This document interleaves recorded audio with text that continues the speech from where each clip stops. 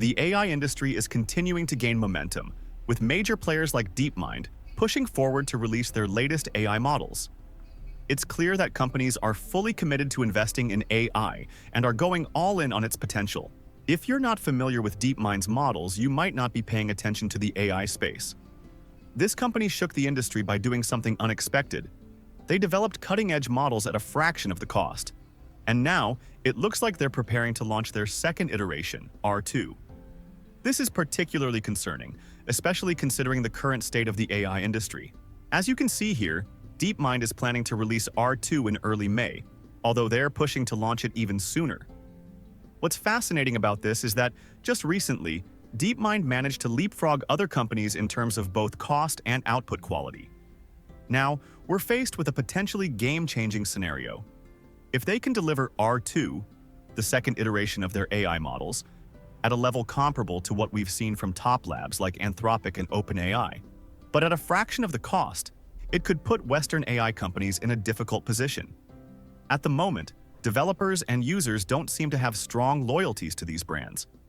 Sure, names like ChatGPT, Grok, and even Elon Musk's ventures hold some weight, but many developers are constantly on the lookout for cheaper alternatives to cut down costs for their apps and software. This is where things could get interesting. One area that DeepMind is focusing on with their new model is coding.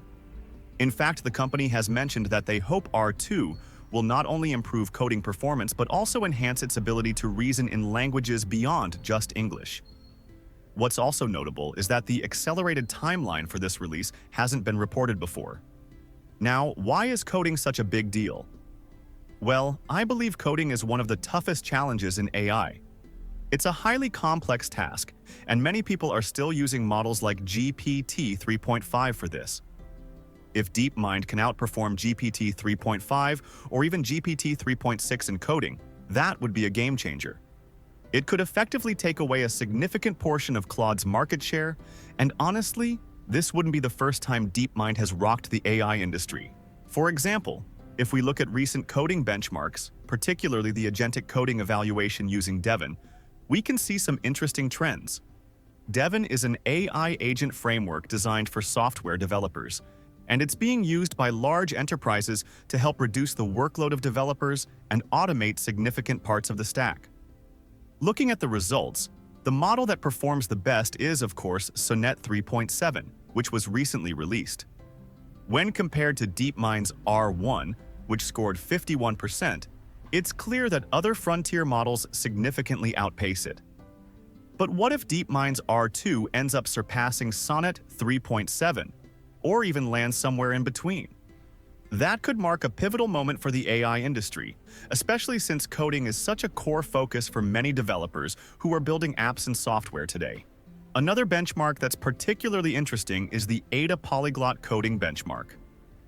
This tool evaluates how effectively AI language models can translate natural language coding requests into executable code that passes unit tests. The benchmark assesses not just the model's coding ability, but also its capacity to edit existing code and format those edits appropriately for integration into source files. Looking at the results here, it's interesting to note that DeepMind's R1, combined with Sonnet 3.5 and the agentic framework, is one of the most affordable options in this space.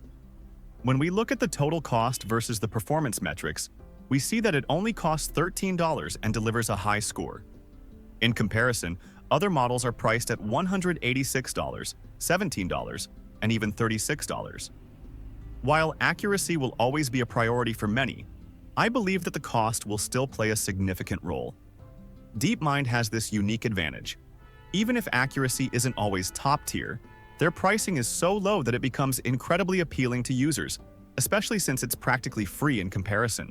Now, if we also look at the LMSI Arena, which is a qualitative benchmark that relies on human evaluations, we can see that DeepMind's R1 ranks relatively well, sitting around 3rd or maybe even 5th on the leaderboard. That's a strong position for a non-thinking model, especially when compared to others like Claude 3.7, which actually ranks lower. However, I do think this benchmark places a lot of emphasis on vibes, which makes it a bit subjective. For example, models like GPT-4.5 would likely perform well here, but I'm not sure how thinking models would fare. That said, it will be interesting to see how DeepMind's R2 performs in this context. If it manages to leapfrog other companies again, it could signal something significant, though I wouldn't say these benchmarks are the be-all and end-all.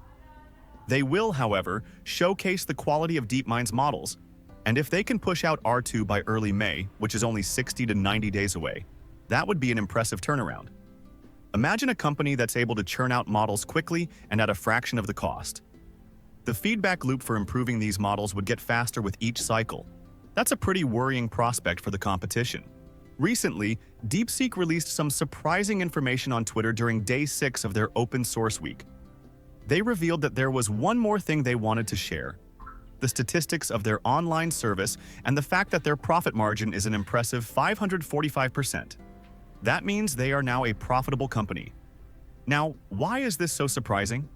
If you've been following the AI industry, you'll know that most companies are still struggling to turn a profit. Many are relying heavily on massive funding rounds to stay afloat, so hearing that DeepMind is already profitable is quite a standout moment. For example, OpenAI had to report a $5 billion loss this year, despite generating $3.7 billion in revenue. While their revenue is growing year over year, which is a positive sign, many people are speculating that these Western tech companies are simply spending money on things they don't need. However, I don't think that's the case here. In AI, it's pretty common to make large upfront investments, and the real profits usually come later once those investments start paying off. Still, this raises some important questions, and it's one reason why the stock market took a bit of a dive. If companies like DeepMind are already profitable, and OpenAI continues to gain users, why on earth is OpenAI losing billions of dollars? One thing to keep in mind is that models like GPT 4.5 require huge investments in computational resources and infrastructure.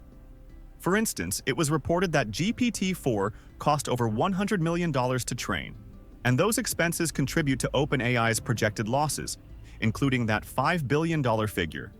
Despite these losses, OpenAI continues to attract substantial investments, largely because of its long-term profitability potential and market leadership in AI. There's also been talk about their recent funding rounds, and apparently, each one is oversubscribed. In other words, investors are so eager to get in on OpenAI that some don't even get the chance to invest. For OpenAI, that's a pretty good problem to have. You can see here that Sam Altman, CEO of OpenAI, mentioned something interesting. They're currently losing money on OpenAI Pro subscriptions. The demand for it is much higher than they initially expected. This is something that I think a lot of people are overlooking, but it's definitely worth considering.